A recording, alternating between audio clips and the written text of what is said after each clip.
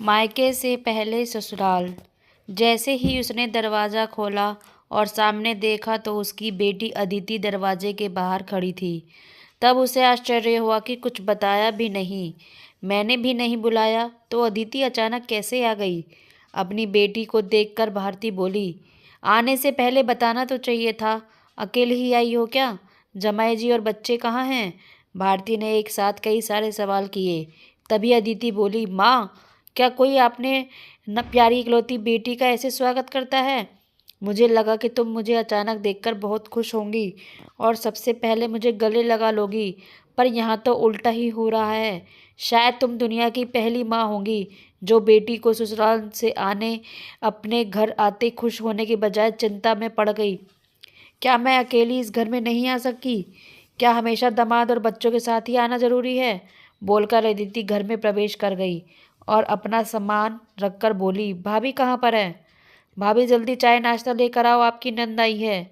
बहू घर पर नहीं है, अपने मायके गई है, माँ ने कहा। अच्छा, इसलिए तुम घर संभाल रही हो और खाना बना रही हो। माँ, तुम्हारी बहू को तो बड़े ठाठ हैं। बहू मौज से घूम रही है और सास घर संभाल रही है। देखो ना, आपने बहू के आने से पहले ही खाना बनाकर रखा है। उसे घर आकर कुछ भी काम करने की जरूरत ही नहीं पड़ेगी। बड़े नसीब लेकर आई है आपकी बहू। और एक मैं हूँ जिसे उसकी सास कभी एक गिलास पानी भी नहीं पूछती, अदिति ने ताना मारते हुए कहा। बेटा, प्यार और इज्जत ऐसी चीज है जो हम पहले किसी को देते हैं, फिर उससे अपेक्षा रखते हैं कि वह भी हमें आपस वापस दे, माँ ने उसे समझाते हुए कहा। माँ ने आगे कहा, हर एक लड़की को अपने ससुराल में जगह बनानी पड़ती है। वहाँ कुछ भी आसानी से नहीं मिलता।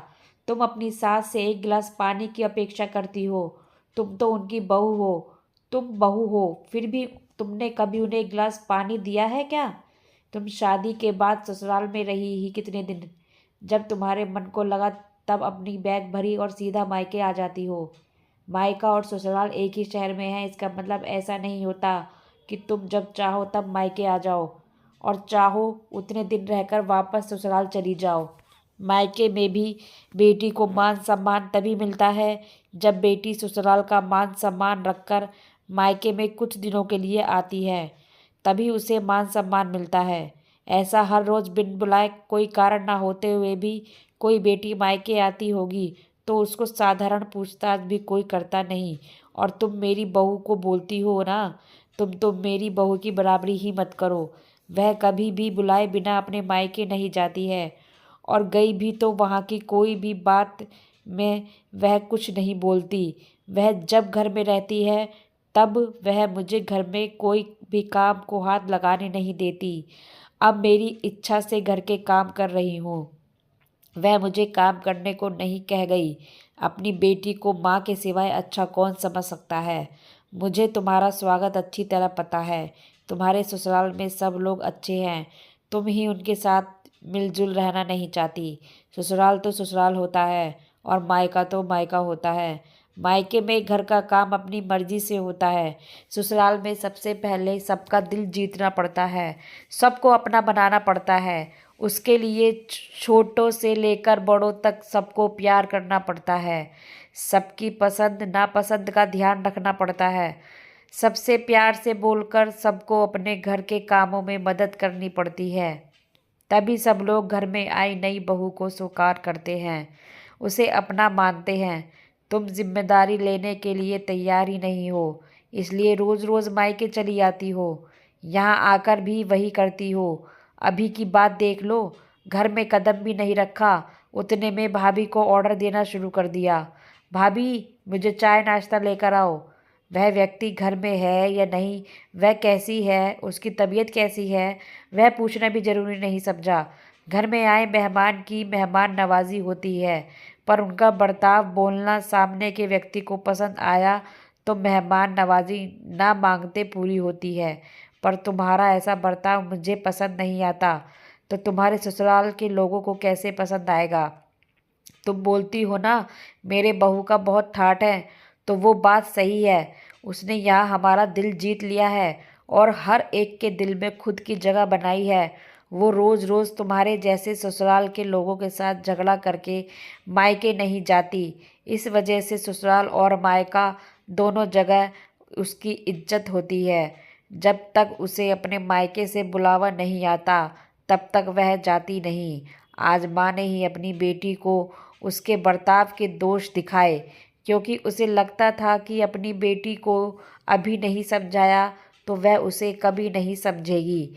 तब तक बहू भी घर आ गई। उसने अदिति को देखते ही वह बोली, अरे दीदी, आप कब आई? मुझे फ़ोन किया होता तो मैं जल्दी घर आ गई होती। इस पर अदिति बोली, नहीं नहीं भाभी, मैं वापस जा रही हूँ। अभी ही मेरी सास का फ़ोन आया था, उनके सीने में दर्द हो रहा है, मुझे वापस जाना है। आऊँगी वापस कभी यहाँ एक बोलकर अदिति अपना सामान लेकर चली गई। तभी उसकी भाभी ने उसे रोकने का प्रयास किया, पर उसकी सास ने ही अपनी बेटी को रोकने के लिए मना किया और अपनी बहू को बोली, बहू जाने दो उसे, पहले अपना घर संभालने दो, उसके बाद उसे मायके में आने दो। तुम भी किसी के नहीं बुलाने पर तुम्हारी मायके जाती हो क्या? तभी बहू भी समझ गई कि सास ने उनकी बेटी को जीवन का पाठ पढ़ाया। काफ़ी महीने हो गए अदिति का फ़ोन नहीं आया था। वह खुद भी मायके नहीं आई, इसलिए उसकी माँ ने उसे फ़ोन किया।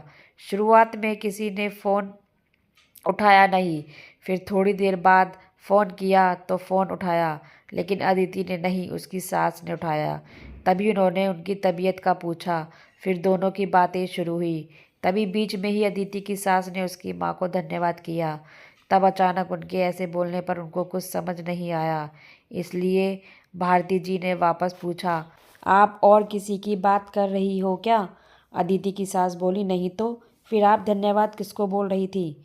भारती जी पूछा, आपकी बेटी अदिति बहुत समझदारी से बर्ताव कर रही है, सभी को अपना बनाने की कोशिश कर रही है, सभी की मनपसंद का खाना बनाकर खिलाती है, घर में बहुत आनंद का वातावरण बना है, कोई भी झगड़ा नहीं, जैसे स्वर्ग ही बन गया हो मेरा घर। इसलिए मैं आपको धन्यवाद बोल रही हूँ। आपकी बेटी के अच्छे बर्ताव से यह दिन हमें देखने को मिला है। हम बहुत धन्य हो गए। पहले हमें उसकी तरफ से कोई भी अपेक्षा नहीं थी, पर आपने उसे समझाकर भेजा और उसके स्वभाव में बदलाव आया। आज उसी अदिति को मायके जाना तो दूर की बात है, फ़ोन पर बोलने के लिए भी उसके पास वक्त नहीं। वह अपने गृहस्थी में व्यस्त हो गई है। दोस्तों, सभी माँओं ने अगर अपनी बेटियों को ऐसे समझाया और उनको समझ आ गया तो किसी भी घर में झगड़ा होगा ही नहीं और कोई भी घर टूटेगा नहीं। तो फ्रेंड्स, ये कहानी आपको कैसी लगी कमेंट्स बॉक्स में ज़रूर बताइएगा। कहानी को लाइक व शेयर ज़रूर कीजिएगा और चैनल पर नए हैं तो सब्सक्राइब कीजिएगा और बेल आइकन ज़रूर दबाइएगा। कहानी सुनने के लिए बहुत बहुत धन्यवाद।